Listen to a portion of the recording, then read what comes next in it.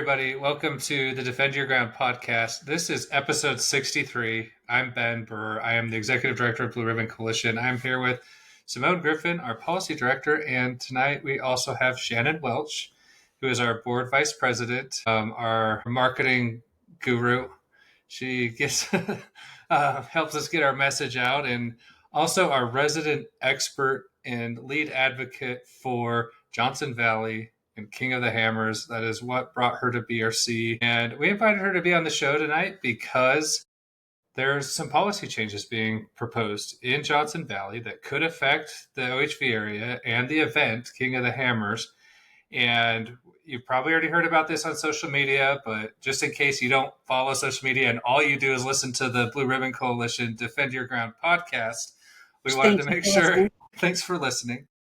We wanted to give you the information and the lowdown on what's happening, what you can do to help shape this policy so that it does not affect our outdoor recreation experiences there on Johnson Valley. So, Shannon, I'm going to just turn this straight over to you. I mean, you have this great story of how Johnson Valley got you involved in advocacy work for the OHV community. And so let's just start with that. Let people understand why this area is so important if they've never heard about it and what you've already done to keep it open for the off-road community. I feel like I'm in Groundhog's Day this last week. I mean, it's a little nuts because I just sat here thinking, when did we learn that this was happening again? And Ben, I think I was calling you the last Tuesday. Literally, I got a text in the middle of my work day and it was, it's happening again. And I thought, oh, it can't be as bad as last time. And then the more I look into it, at first you're like, how can air be as bad? We can still wheel, but it is as bad as last time. So let's start with last time. Johnson Valley, the first time I visited, I didn't even own a four-wheel drive vehicle yet, but I had a bunch of friends. They handed me a hand-drawn map. There was no self-service out there. And they said, come to the Hammers. It's the most amazing place you can wheel. So I asked for a right seat and went out. And I went out in the pitch black. So I really was like, I might end up getting murdered tonight. There's no self-service. I'm driving from a hand-drawn. They swear they're at the end of this road in the middle of nowhere. I get there. They were there, thank God. Camping happened. But I had no idea what the place looked like. And when I woke up in the morning, I got out of my tent and looked around, I thought I had landed on another planet. I really had no idea. I was only 90 minutes from where I lived in Orange County at the time. And I was just like, this is amazing. You know, the sun sets, the sun rises, but that doesn't even begin to describe it. You've got wide open desert, but then you have rock terrain that changes with every rainfall and any time it gets used. So it's very different than like a Moab area where once you've driven the trails, they don't change a whole lot in Moab because of how they're made. So that's really the thing is you can go 2 years between trails and come back and it's a completely different looking trail because of how the rocks and the boulders have moved around and sediment.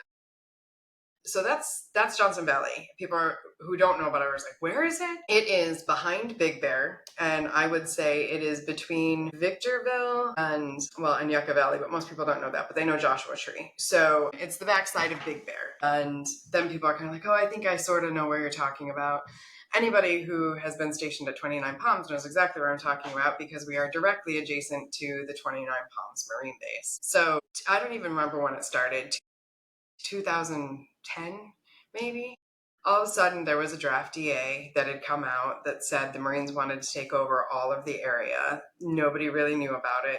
Like, there still wasn't cell service out there or anything like that. So it was really an elite isn't the right word, crazy group of wheelers that really would spend their time out there because it was kind of dangerous. Like, you couldn't even call 911 if you had an accident out there and all of that. So it really kept the masses from going for a long time. But it was such a special place. And then we heard that the Marines wanted to take it all. It had been a bombing range originally. There are literally like where Hammertown happens, where the flat lake bed is, that's Means Dry Lake out there. Because King of the Hammers happens there every year. That's one of the ways we saved it was growing King of the Hammers. There are still bomb craters from when they used to bomb out there on that dry lake bed. And so one of the things that actually gets people medevaced out of there on a regular basis is they get there for the first time and they're like, oh, there's this wide, flat, expansive area I can just fly across with my vehicle. But if you don't know that there's a crater there, you're not going to hit it evenly. It's a bowl. You're going to hit your tires wrong and you are going to flip at speed. And I have watched people literally unload their vehicle, fly across that desert without knowing those bomb craters are there, and be life flighted out 10 minutes later. It's not the ideal way to do things out there, but it was a bombing range. So that's what happened. The Marines wanted it all. We didn't know how we were going to save it. King of the Hammers was just becoming a thing. The Marines essentially told us there's not enough people that care about this. The Marines are going to get it. And so we sort of took that as a personal challenge. So one of the reasons that I ended up quitting my full-time job and going to work for King of the Hammers was I thought it was the only way we could save Johnson Valley, which to me is one of the most beautiful places I've ever been. And they told us we wouldn't win. They told us not enough people cared. It was a years-long fight. All of the nonprofit organizations were involved. We had to get united. We worked together. We hired lobbyists. At one point, we had 25,000 signatures on a petition for the White House. At another point, we hand-delivered thousands and thousands of comments, and we still didn't think we were going to get it. And we almost didn't. It literally almost was lost to us completely in a bill in the middle of the night. Fortunately, we had created an ally in Congressman Cook, who became the congressman for the area, who was a former Marine. But he believed in what Johnson Valley and what the Hammers was to the community. And so he stood strong against the Marines. And when it almost got past wording in a bill in the middle of the night, he called and said, I need somebody to draw a line. Because if we don't draw a line, you're not getting any of it. Nobody wanted to draw that line. Nobody wanted to be the person to say that we gave up any of it. But we also knew if we didn't draw a line in the morning, there'd be nothing left, not a thing. And we drew the line. And we actually proposed something nobody had ever done with the Marines before. And that was, we said, how about instead of you getting to take it all, if you really don't need it for all these other things, you do something that we always have to do to use public land. And that is that you get a permit and you share the use with us. No ammunitions, no, you can use it for training, but you can't do live rounds, can't do anything like that. Twice a year, you get to pull a permit the same way King of the Hammers pulls a permit, the same way District 37 pulls a permit. Pull a permit, use it, because it's shared space. We don't want to say the Marines don't get to use it, but we also, once the Marines close it down, we will never get it back. They will say it's unsafe for people to be on. They don't want the liability, and we'll never get to see it again. We agreed. We had a working, amicable relationship with King of the Hammer, or with King of the Hammers had a working, amicable relationship with the Marines for a number of years. I was working full-time for King of the Hammers during this period of time. It was great. The Marines actually allowed us to use some of the base, which made some of the race course easier. We were allowed to pre-run and we were allowed to race on their course. The Marines come out and do a tour every year at King of the Hammers. They come out and do the color guard every year at the beginning of the race. We've had this really amicable relationship since the shared use started. And we thought we were in a amicable, long-lasting period of time. After that all happened, Congressman Cook did get an NDAA, which congressionally designated Johnson Valley the first area ever to be congressionally designated OHV land. There have been a few since then, but it was really the first of its kind. And it was to say, do not come after this land again. This land, it's going to take an act of Congress to take this land away from the people. And that was really a message to the United States Marine Corps of how important this land was to the thousands and thousands of off-roaders who genuinely cared about it. And we thought we were safe until last Tuesday. Yeah. So Yeah. Thanks for the rundown. I know it's an amazing area. The event is awesome. Yeah. It's been a galvanizing force for the OHV community and really created a unique contribution to the culture in general. I mean, it's kind of a bucket list place to go and see it. And it's one of the things I actually love about California are all these subcultures that exist in that state. And everyone says, well, how did you get this approved in California? And it's like, well, they did. Like, even all the baggage that comes with that state, it's still where King of the Hammers is. And it's the juggernaut economically. It's bigger than almost any other event out there for the OHV. Second largest event that happens on public land. The first largest event is Burning Man. Burning where the Burning Man. King of the Hammers is the second largest event. And a lot of people, public land lovers do not realize how big of an event King of the Hammers is. So, I'm sure anybody who listens to this, they go on public land and they might not realize that. I didn't realize that. It's huge.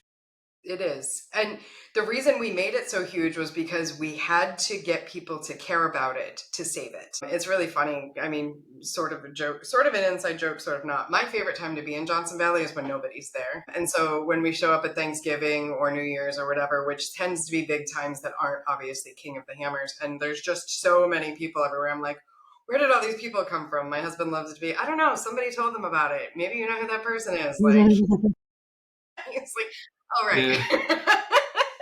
I might have had something to do Yourself with on the why they back. come. Yeah. Yeah, I that mean, is it's, a paradox we run into. Like people get protective about gatekeeping places, and I'm like, look, I've had to be in legal fights where the environmentalists are in there arguing that a trail's not being used, so it has to be shut down. So they're creating an incentive for me to have to bring use here to get people to fall in love with places and care about it.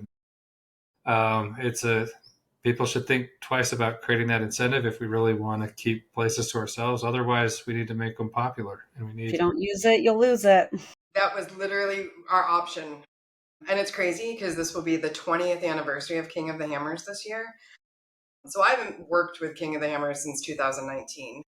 And then a year or two later, I joined the board for Blue Ribbon Coalition because honestly, the work we did to save the hammers was probably some of the most satisfying work that I've ever been a part of. And it was crazy because I was out there this year and realized that it was over 20 years ago that I was out there for the first time. And there were kids wheeling with us that weren't alive when we fought that fight. And one of my goals was to know that future generations could go out there and experience what this area was. I mean, I got to basically introduce my niece, and we didn't get too close. She got to watch it from quite a ways off, but we saw a desert tortoise out there, and like just being able to explore out there. By the way, it was the first desert tortoise I've ever seen in 20 years. And it was Well, at Johnson Valley with King of the Hammers.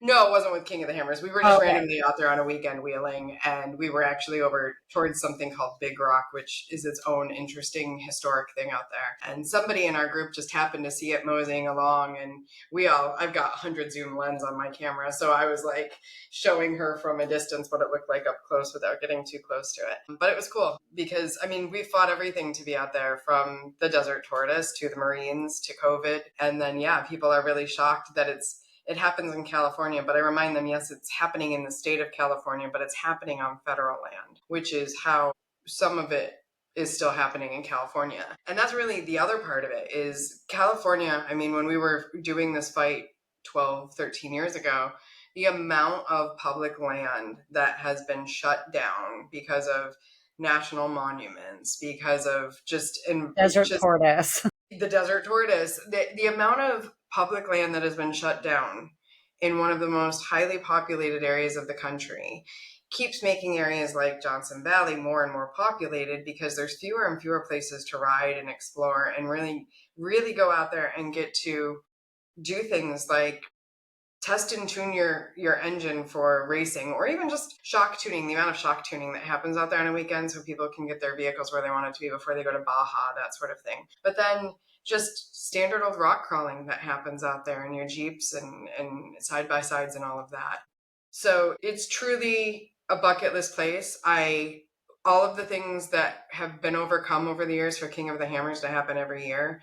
While I'm no longer a part of it, I'm really proud to have helped have been a part of the group that made sure that it could be here 20 years later. So to get the call last week that I got that the Marines are coming for the Hammers again was like, wait, that can't be real, right? Like, we saved that part. Like, I mean, there's a million other fights. We're in fights every week for land, but not this fight again. Was really the call that I called you with, Ben, going, I don't know what to do with this. yeah, and my first reaction was, or is this like something we should take seriously or not? It's not the type of angle we usually see being used adversarially against us and how we want to use public land. And so I think we need to dive in and tell people what's actually going on, Yeah. what this proposed change is. So, Simone, I mean, you've probably Yeah, learned well, at least 5 new acronyms. yeah, probably more than that. I mean, and I'm still trying to wrap my head around it all, but it was interesting because when Ben originally sent me the link, he was like, "Hey, look into this. Might be a big deal." And I glanced at it, just my first take, and I'm like, "Oh, I don't think this is going to be a big deal." Like, okay, they're going to control the airspace, but like if we could probably carve out time for when we need it, or for like it's still allowed for emergency response, yada yada. And I'm like, I don't think it's as big of a deal when I first looked at it. And that was when I was just kind of looking at the summaries. But then when I started diving into the actual EA, and reading all of that and trying to make sense of all the acronyms, and it's different than any other EA because you are dealing with the Marines. I mean, I have never dealt much with that. But what really concerned me was when I started looking into other areas, because I get notices on the Federal Register about different areas that there's use with the military, that they are, using in an area for a while and the public won't be able to access, like Johnson Valley. I get notices for that all the time when they do that. And so I started looking at it. I'm like, well, has this happened anywhere else that they control the airspace? And what does that look like on the ground? And that's when I got nervous. And then I called her, I text Ben, and I'm like, yeah, I actually do think we need to be really worried about this. And he had, in the amount of time that I had taken, he had the same realization, like, no, this is going to be a big deal. Because anywhere else that the military is controlling the airspace, recreation is extremely limited, if not completely prohibited on the ground. And so that's what's essentially being proposed, is they want to control all the airspace. And if that happens, then there's a lot of air needs that recreation has on the ground that we still need to have access to the air. And so the alternatives they're proposing, they're just not gonna, if either one of them gets approved and moves forward, it's gonna close major events like King of the Hammers, and it'll most likely close recreation, or just severely restrict it moving forward. Like there's only going to be a few permits a certain time of the year to just go out and whale on this land. And so, yeah, it's very concerning. And I'm still learning all the ins and outs because I'm not an aviation expert. So thank goodness there have been people that have helped guide us through this and understand all the acronyms. Yeah. So Shannon, I mean, you've been in some conversations with folks related to aviation out there, and you also know what kind of aviation, because that's what I first thought. I'm like, well, I think that's my first question too, is like, how much aviation needs does the event really have? And I didn't assume it was none, but I just was like, maybe there could be a temporary permit where they let you still have airspace for a week or two. But after we dug into it, I mean, why don't you tell us like what the real needs are out there and what our concerns are, and help us connect those dots as to how an airspace restriction and the nature of this airspace restriction really does create a real threat to what's going on in Johnson Valley. Yeah, like I say, I have watched people unload their vehicle, take off across that lake bed all uncontrollably, and need to be life flighted out of there. And that's not for King of the Hammers. That is just on an average weekend. I've watched people do that. Somebody in one of my comments said, my kids were out in side by side doing everything right, had all of the gear, had all of the everything, rolled. My daughter died. My son did CPR on her for 58 minutes. The only reason he's alive is because he was life flighted out of there. Like, if there isn't life flight in there, I don't know what the numbers are, and that is one of the things. So if somebody watching this can actually help me figure out, because there's 3 or 4 different agencies involved with the life flights that happen out of Johnson Valley, but it's a popular OHV area, and there are a lot of people out there, and there are all modalities out there at all the time. So injuries happen, accidents happen, and the nearest Trauma 1 center is Loma Linda, which is 39 miles away by air. Life flight has to happen. Medevacs out of there have to happen. That is, for starters, let's not even get into King of the Hammers. That's something that with the amount of people out there, you need to be able to have. Minutes matter. I'm going to play devil's advocate. So somebody may listen to this and say, well, even if that's the case, even when it's not a huge event, anybody could be doing everything right. They're out there just having a good time with their family. If it's that dangerous and there's that big of a risk, then maybe people shouldn't be out there to begin with. So okay, don't go hiking anymore. How many times do we use helicopters to save a hiker that's fallen down? Or if we really want to get into that, nobody should go outdoors ever again, because the Or reality drive on a is when freeway. exactly. I mean, so I hear you with that argument, and it's really interesting to me that when you're talking to those that are anti-motorized access, they love to bring that up. But how many times has search and rescue, and I'm talking helicopters, and I'm talking all sorts of vehicles, been used to find a lost hiker after 3 or 4 days, and that's one person. Yeah. I've talked to folks who are in Kern County in California, and they will call search and rescue off the PCT for people to come bring a pizza because they're just Okay. starving. I Yeah. mean, and so, but they, and the reason for that is because they were wanting the PCT to have a buffer zone of like no motorized trails crossing it. And they're like, this is how the search and rescue comes in. We have hundreds of calls a year to go rescue people off the Pacific Crest Trail. And I mean, it kind of is, everyone outdoors is at risk of some kind of a catastrophe. It's And part of what brings us out there is to do the numbers based on what I know about the traffic at Johnson Valley on a holiday weekend, like Thanksgiving or New Year's or something like that, I would guess that the amount of people there in a weekend is what you have hiking the Pacific Crest Trail for almost an entire season. So if they're doing hundreds of them for the Pacific Crest Trail, imagine what that's like for Johnson Valley. So you have a lot of people. You literally create almost a mini city almost every weekend, even without King of the Hammers and Hammer Town out there. And that's the first part of it, right? Like I've also, God, it was brutal. This little boy, he was like 6 or 7, was on his dirt bike. His parents had turned around to get the other kids ready, turned back around, and he was gone. They couldn't find him. He was out there all night. Like the amount of people from the community that went out there looking for him. And it was overnight, which made drones a little impossible. But if you can't find somebody using drones or helicopters anymore that goes missing, a 6-year-old on a dirt bike, like he went till his bike ran out of gas and then he slept under a bush till somebody found him the next morning. Thank God he was found. But it was crazy. And it was, I mean, there were people driving in the middle of the night to try to find this boy, and it was an insane story. But immediately on sunrise, it was, let's get drones up in the air. Let's just search everything we can possibly search for him. And now we have to wait and get permission from the Marines is what would happen for that. But then you get into something like King of the Hammers. If anybody's ever watched 10 minutes of footage, the only reason you have footage is because of drones and helicopters. I mean, yes, there are cameramen.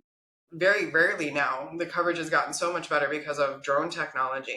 But there used to be cameramen that would be built into the side of the hill that would stay up there and freeze their tails off for like 12 hours holding a camera just for one vehicle coming through a canyon. Now the drones are able to do that, and we don't have, the King of the Hammers doesn't have to put people at the same level of risk. But and that doesn't even include like chasing vehicles out there or using your own personal drone to follow you up a rock trail, which is the type of thing people do all the time. Like now all of a sudden you are in violation of Department of Defense laws, and they can come and shut you down for that. That's crazy to me. And so that's really what started to come up around it. But the bigger thing is what Simone started talking about when we started looking at what White Sands was and what Yuma Proving Grounds has become. And ultimately, this was always our worry if they took over the land, was they're going to have military exercises out here. They're going to have ammunition out here. Ordnance is going to end up on our land, and then they're never going to give it back. They're going to say it's too dangerous for us. Now, if they're above our heads doing the same thing, they're going to say it's a safety risk, and they're going to shut down the area for what they're doing above our heads and then say, no, you can't be out here because it's unsafe. That's literally what they do at Yuma. That's literally what they're doing at White Sands. So while on paper, the grounds are still open, less than 24-hour notice, you can be told, no, you can't be here. And the worst part is, we're talking, the training they do is with young men and women who are 18 to like 24 years old. I have a good friend who was here for lunch yesterday. Apparently he's friends with Mad Dog Maddox, General Maddox, former Marine. And he said, those are the last people you want flying above civilians on any level. They're young, they make mistakes. Do you have any idea how terrible that would be? Why are they trying to get closer to the population out there? And I'm not trying to quote him with this because this was a secondary conversation, but it raised a point that really got me thinking about it. Why are we allowing that? They have thousands and thousands and thousands of acres, so much land that they can be over. Why are they trying to do these exercises over public airspace? Public airspace that's also intertwined with people's private property. Yeah, and there's commercial flight corridors there. You said where you not just related to OHV industry, but just your average aviation user is going to use nearby flight paths and places to go from the civilian airports that are nearby. But so I get this sense, though, I don't think that the Marines' starting point with this was, hey, let's get those OHV users out of here once and for all. Let's do it through this backhanded way of restricting the airspace. I think they just were like, we want more of what we want, and we're going to go try and get it. Am I right about that assessment, or do you think there's more going on here? I guess it depends on who you ask, because man, the conspiracy theories run deep. They ran deep the last time. I'm hearing some of them come up again. There are some people who think that they need it for all sorts of reasons. But ultimately, I think what I see happen, the last time this land grab happened, it was when there was an administration that was pro military. This time around, we have an administration, and by that I mean who's in DC right now is pro military. And so, what really surprised me as I read through the EA was to see dates in there of 2018, 2019. They'd been working on this for 6, 7 years at this point.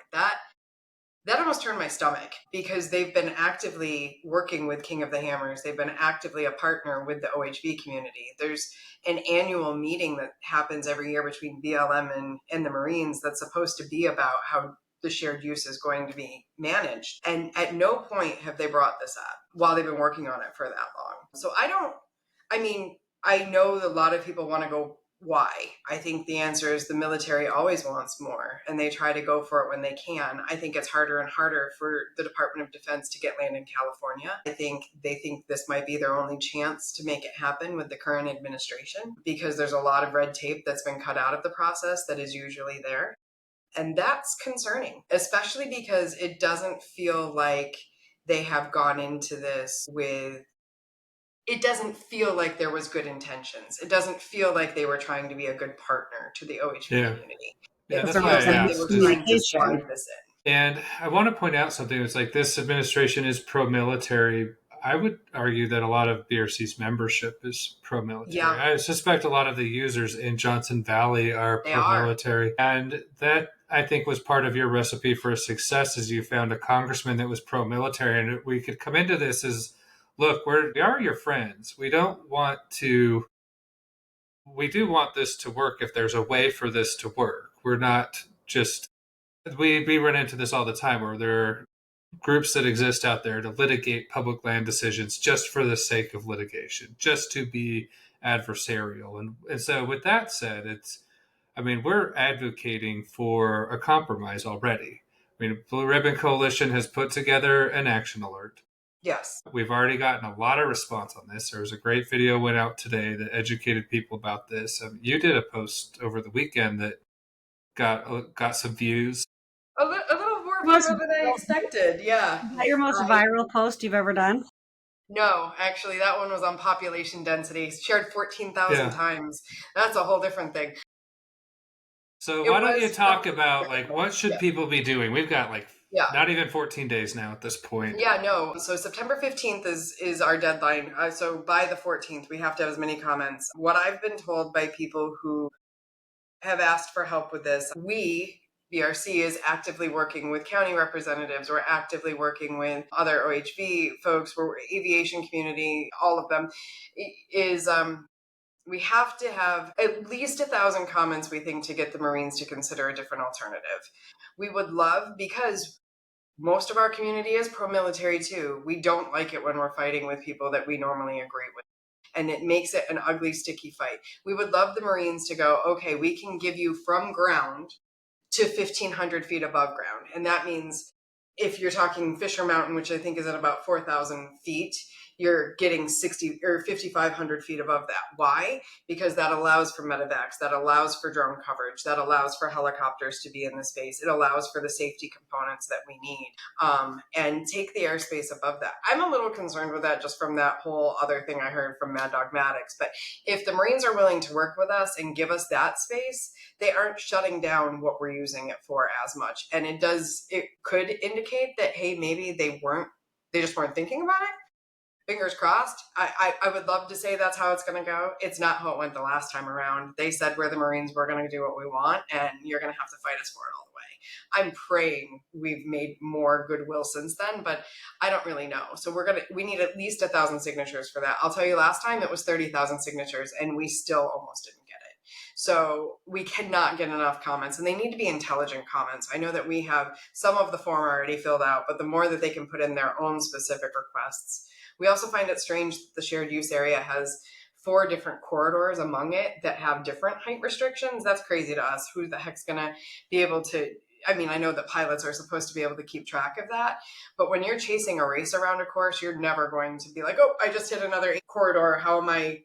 Well, now I have to come down to this height. Actually, they wouldn't even be allowed in the air, so I don't know why we're even talking about that. Yeah. So we really need as many comments as possible. That is step 1, because that's going to be make the Marines hopefully go, hey, all right, we probably do need to get with the community on why this matters. Intelligent comments really matter. That's step 1. Step 2 is the congressman who's over the area now is Congressman Obernolte. We'd love to see if he could arrange a conversation. I know that the county itself is opposed to it, and I believe are going to be putting word out that they are opposed to it. I know that I haven't talked to anybody who's for it except for the Marines. But then we come into the question of who polices the Marines, who gets to tell them no. And that's a really hard thing to figure out sometimes. So that's what we really need right now, immediately. Tell everybody, and they need to do the comments. So here's what happened. I put out a post that was really just to see if the community would understand how important this is. Thank God for our community. I'm so humbled by the response. I put it out a Thursday before Labor Day, and I thought this is going to be the deadest post ever because we're talking land use before Labor Day. And my community not only responded, they blew up. So that post was seen 150,000 times and shared like 700 times. Huge, but that meant everybody commented through the Twin Palms site because that was all I had available at that point. The very next day, our team, the BRC team, did an amazing job getting up an action alert. So you can go to blueribboncoalition.org/hammers. That simple. Just go to our website /hammers. And if you made a comment already, make a second comment. Because here's the thing. We have to trust the Marines with the comments that you send to them. That website looks sketchy as heck to me. Honestly, it looks like something that was built 25 years ago for our last go round of this thing. It was probably built by some defense contractor, and they probably paid a lot of money for it. It's terrifying. It already doesn't work. Nice. If you try to sign up for news alerts, it sends it as a comment.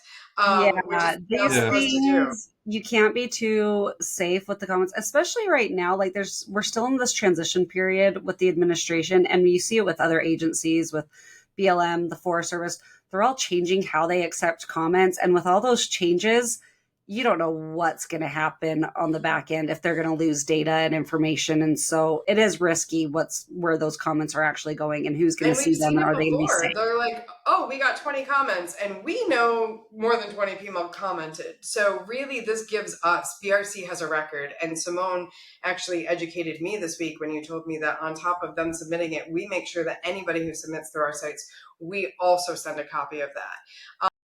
And what I love about ours, they love when I do that. The agencies love that I send these attachments that are hundreds of pages with all their comments. Well, I saw this one. I accidentally downloaded it because you guys gave me access to it. All of the letters is 5,261 pages already.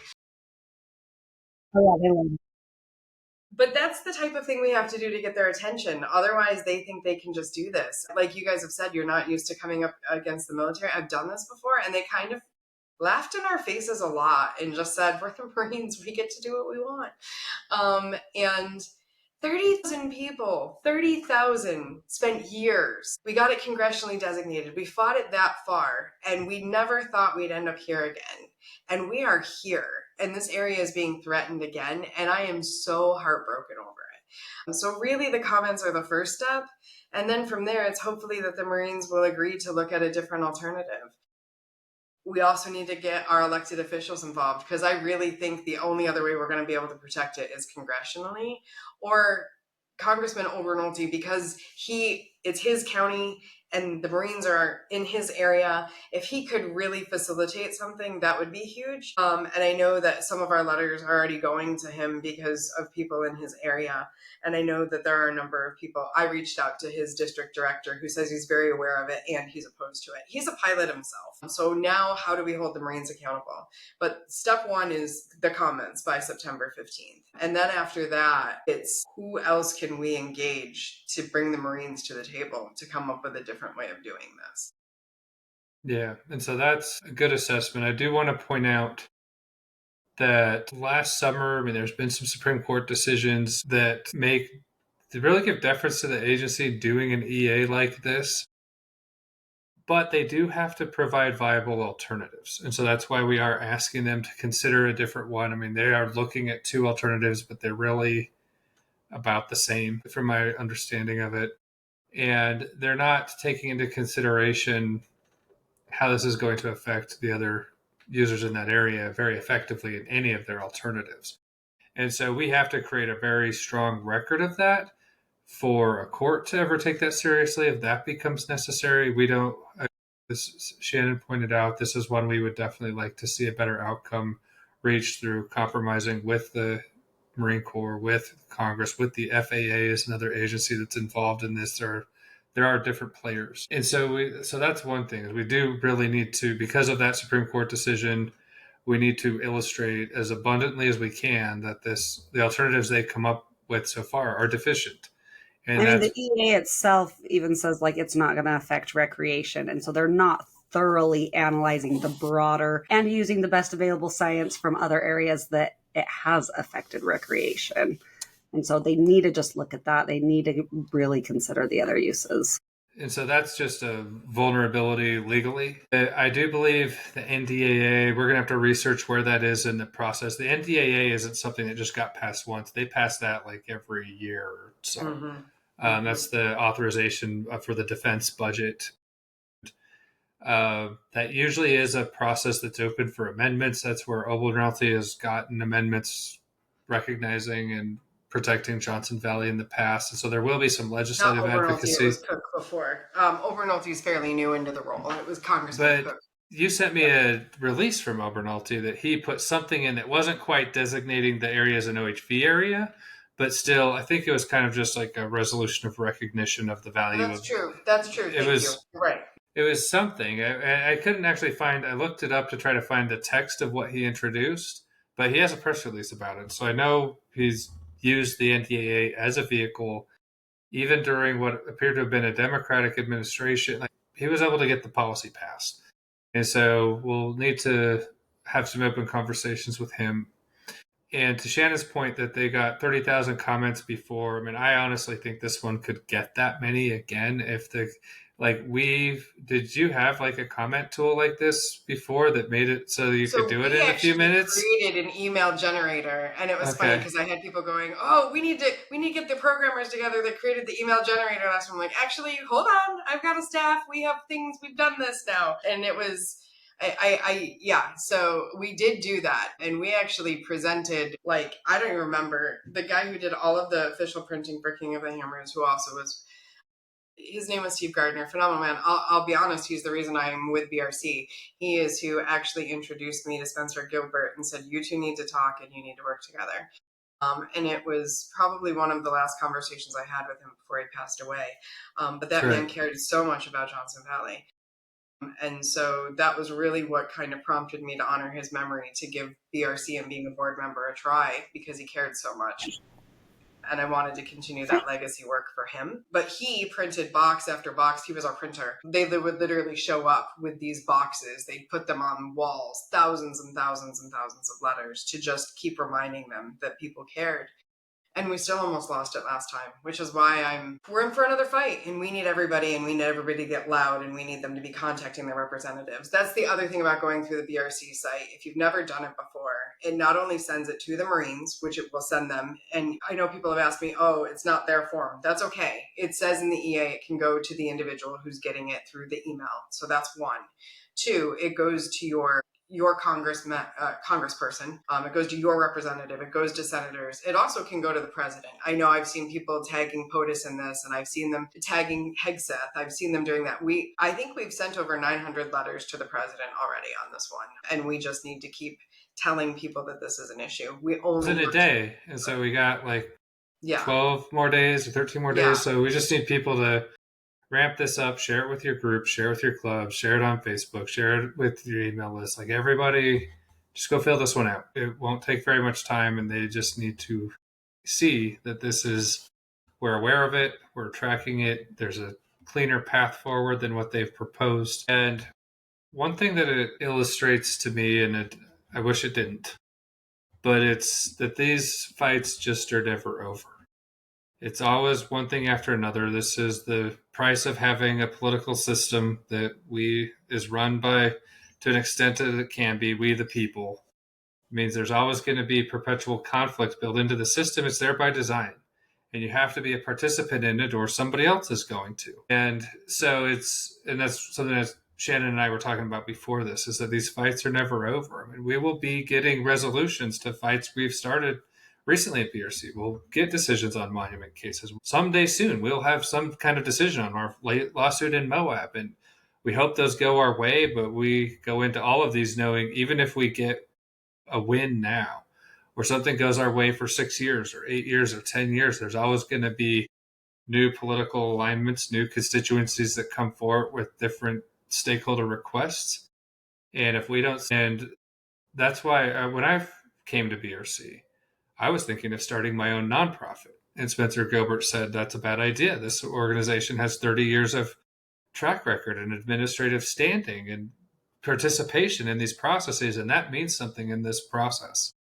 And it opened my eyes as to why it's important for this organization to stay strong and to be in fights like this for the long term. And so that's part of the other reason we want you joining us in this fight, is we really are here because we want to be here for the long term, and to make sure that even if we have to fight for any of these things again down the road, we have the resources, the tools, the databases of support, all the things you need to win these fights. And so, yeah, go make your comment, go share this on social media, go scream it from the mountaintop or the rooftop or from a helicopter or whatever you have at your disposal. And this comment period, we have a brief window. One thing that's changed with this administration is they are moving very quickly on decisions like this, especially within the land agencies. And that's actually, I mean, honestly, the BLM or the Department of Interior is almost not even listed at all in this. Yeah, are they, Simone? Well, that's what I've been wanting to ask is this happening in other places and we haven't heard about it? Because this isn't on the BLM like e-planning site. And so it's not it could like be. I mean, every federal agency has to analyze their environmental impact if they buy a shipment of paper clips. And so the typical way that like I track these, I mean, I wouldn't have known about this had Shannon not heard about it from somebody. And so it makes me wonder, are there other things that we're missing? Yeah, I will tell you the military doesn't have quite the clean databases that the BLM and the Forest Service have for these kinds of things. But they do come up from time to time, but it's not as common. Well, one of the things that had to happen last time, I've had a number of people ask me, when are we having the public meetings? When's the comment period? When are we having the meetings? Because it was a lot longer process last time, because before they got to the EA, they did the EIS first last time, which is a very long drawn out process, which there were public meetings and public hearings, but because this is the sky, I'm not sure it's the same. Like, could there be an EIS involved? I'm looking at you guys for that, because people are asking, like, God, there was all of that. There was years of the EIS, but I don't think there's an EIS. Part of that is, I mean, a lot of that's just been so litigated heavily with like a land agency, where the FAA probably doesn't get scrutinized as much over airspace. Mm-hmm. And that's always like an argument with these is, should it be an EIS? Should it be an EA? And so that's typical to it's a question, a fine line that has only, like, it's one of those things that Chevron deference kind of now puts on the ball of Congress to say, this isn't, you've left this kind of ambiguous when it should be an EIS versus an EA. there's a lot of jurisprudence within like land policy, because if you look at who gets sued the most in the federal government, most of it's the land agencies by environmental organizations. The FAA probably doesn't get sued very often, and so they don't have the litigation pressure forcing them to define a lot of these terms. So they can get away with doing it as an EA rather than an EIS. And it Which might, makes it a much faster process, which is why it felt like it was years last time. I'm not sure we've got years this time, which is why every comment matters right now. Well, and they're just changing. I mean, even the EISs are going faster now. I mean, this administration is just trying to speed all of these processes up. which So is a they're thing that is fast. often good for us. It's not, this was a change in the regulatory process that we welcomed for the most part, but when we had others who were like, well, we don't live within the OHV community, it's like, well, we really need this time for comment. I'm like, I don't know how much that matters as long as we can mobilize quickly. And that's why we've been building the support that we have within our organization to be able to do that. But that means you guys actually have to step up and do it. Yeah. If you get your comment in, whether you had 15 days to do it or 90 days to do it, it still carries the same legal weight, and they still have to consider it. And so the technology makes this easy. We can go, this already has started going very viral. Just make it happen. We have 15 days is enough time to make the impact we need. Yeah, no, it's crazy. And I do want to say that it was, it took us a while to get a group of people together to try to create a website, to create this email generator. Thank God we had years last time. And I said it to the team on Friday, and I want to say it to anybody who watches our podcast, that I'm so grateful that this time around that BRC exists, that there was a team of people that knew exactly what we needed to do, that got the website up and running in less than a day, that now we can actually keep track of so that we can hold the Marines accountable versus just sending comments through their site and then hoping that they get them. All of that really matters. And I'm so grateful for the team and how fast they responded to this, because we have such a short window and we could have missed it entirely. And if it was just an EA the last time around, Johnson Valley would be gone. We wouldn't have had enough time to have mobilized the last time around. And so I'm really hoping we got in front of this enough, but it's going to take everybody, and literally their brothers, sisters, people who didn't even know about the hammers. People were demanding that they make a comment last time, and it's going to take that again to really get it on people's radar. I hope that we have learned some lessons and that we can bring the right people to the table sooner. I don't know. I tried to explain it to somebody. I met somebody new this weekend, and they were like, what do you do for fun? I'm like, I'm involved in modern land wars. Really, for fun. This is what we do. It's not really fun, but somebody's got to do it. I just can't believe we're back here again on this topic. I knew that there would be more fights. I've helped with the Moab fight, but to be back in, I thought I'd be an old person saying back in my day and trying to teach somebody this when I was like,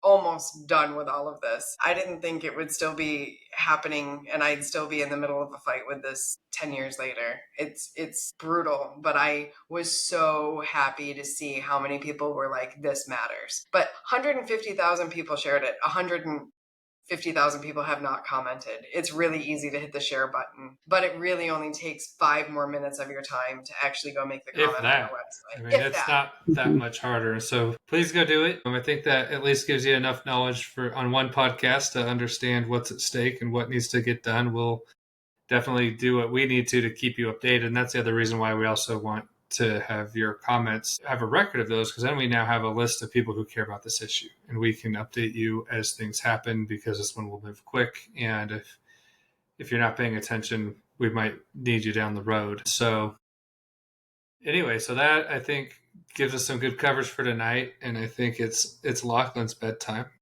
I hope. Thank you, Simone. Who slept through the whole podcast.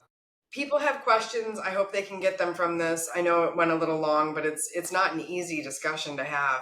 But I appreciate that you both last minute got on here, because we didn't really plan this before a couple of hours ago. And Simone, our policy director, is here with her newborn in her lap, because that's how important this is. And I appreciate the BRC staff so much for supporting something that has mattered so much to me for so many people.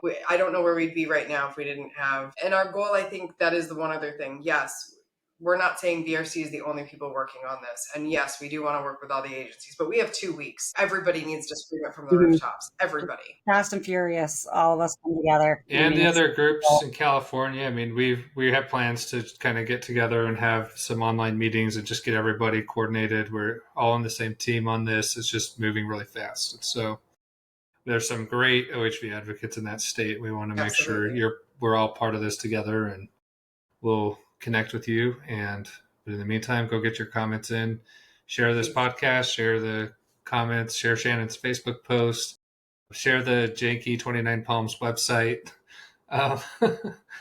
September 15th. It takes. It's going to come fast. Yeah. Thank you, guys. Thank you for doing this tonight. And thank you, anybody who's listened to us talk about Johnson Valley for this long. So thank you. Yeah. Well, defend your ground. We'll catch you next time. Save the hammers. Yes. Part 2. Save the hammers part 2. Unfortunately. Yeah. All right. Well, we'll see y'all in the next episode. Thanks for listening.